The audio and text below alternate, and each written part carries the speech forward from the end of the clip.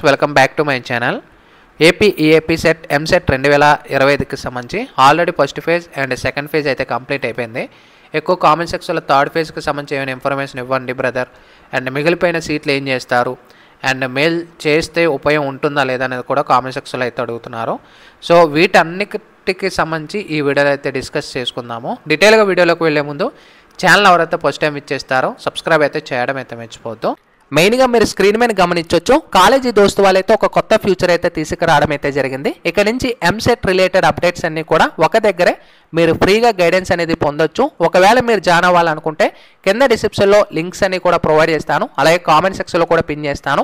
ఆ లింక్ని ట్యాప్ చేసిన వెంటనే ఏపీ ఎంసెట్ రిలేటెడ్ అప్డేట్స్ అన్నీ కూడా మనకు వాట్సాప్ గ్రూప్స్ అయితే చూపిస్తాయి. ఇందుమేన ట్యాప్ చేస్తే మీరు ఏ వాట్సాప్ గ్రూప్ జాయిన్ అయినా కూడా సేమ్ కంటెంట్ అయితే ఉంటుంది. అలాగే మనకి టీఎస్ కౌన్సిలింగ్ రిలేటెడ్ అప్డేట్స్ అన్నీ కూడా మీరు తెలుసుకోవాలనుకుంటే కింద మనకి చాలా వాట్సాప్ గ్రూపులు అయితే ఉంటాయి.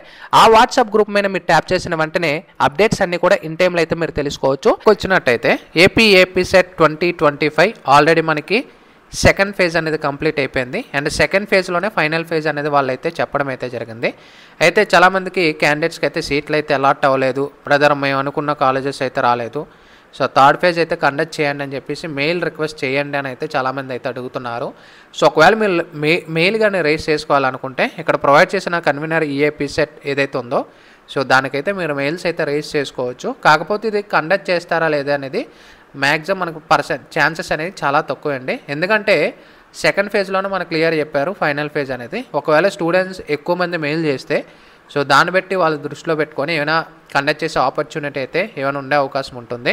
అండ్ ఇంకా చూసుకున్నట్టయితే మనకి క్లియర్గా మీ స్క్రీన్ మీద చూసుకోవచ్చు, కన్వీనర్ కోటాలో మిగిలిపోయిన 22.27% అంటే 22.27% అయితే సీట్లు అయితే మిగిలిపోయాయి.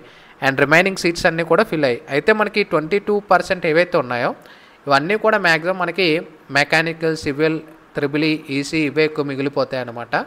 మిగతా సిఎస్సి ఇవన్నీ కూడా మ్యాక్సిమం అయితే ఫిల్ అయిపోతాయి. అందరూ కూడా మనకి సిఎస్సి కావాలని అయితే అందరూ కూడా సో వాటికి కౌన్సిలింగ్ అయితే పెడతారు. సో మార్క్స్ ఆధారంగా వీళ్ళు కౌన్సిలింగ్ అయితే సీట్ అలాట్ చేస్తారు కాబట్టి సో దాన్ని బట్టి కొంతమందికి సీట్లు రాకపోనే పక్షాన్ని ఉంటాయి.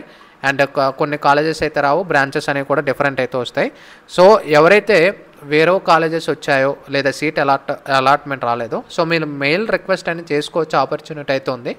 కానీ కండక్ట్ చేస్తారా లేదా అనేది మనకి ఛాన్సెస్ అయితే చాలా తక్కువ అనమాట, అది మీరు గుర్తుపెట్టుకోండి. నెక్స్ట్ ఇంకోటి అడుగుతున్న బ్రదర్, ఈ మిగిలిపోయిన సీట్లన్నీ కూడా ఏం చేస్తారంటే నెక్స్ట్ ఇయర్ ఈసెట్ అనేది ఇప్పుడు మిగిలిపోయిన సీట్లన్నీ కూడా ఈసెట్లు అయితే కలుపుతారు. ఈసెట్ కౌన్సిలింగ్ జరిగినప్పుడు కూడా కిందటి సంవత్సరం మిగిలిపోయిన సీట్లన్నీ కూడా ఈ ఇయర్లో అయితే కలపడం అయితే జరిగింది. సో ఇలాగ ఈ ఇయర్లో మిగిలిపోయిన సీట్లు ఒకవేళ కండక్ట్ చేయకపోతే నెక్స్ట్ ఇయర్కి అనేది ఈసెట్లో వీళ్ళకి ఈ వేకెన్సీ అనేది వాళ్ళకి ఇవ్వడం అయితే జరుగుతుంది అనమాట. సో ఇది మీకు క్లారిటీ వచ్చిందని అయితే అనుకుంటున్నాను. సో ఫర్దర్గా మీకు ఏమైనా డౌట్స్ ఉన్నా కూడా కామెంట్ సెక్షన్లో ప్రొవైడ్ చేయండి థర్డ్ ఫేజ్కి సంబంధించి. ఒకవేళ ఇన్ఫర్మేషన్ వస్తే మీకు ఫర్దర్ వీడియోలో కూడా ఇన్ఫర్మేషన్ షేర్ చేస్తాను. Sign up bye friends, thank you.